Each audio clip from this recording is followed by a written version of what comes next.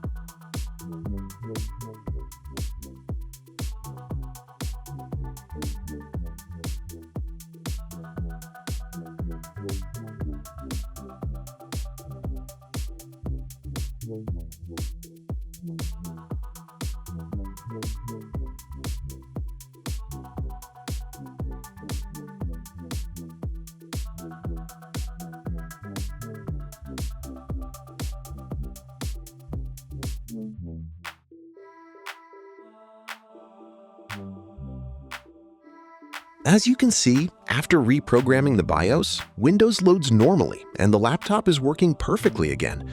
There may be an alternative solution in the future, but for now, reprogramming the BIOS is the only reliable fix that I have found.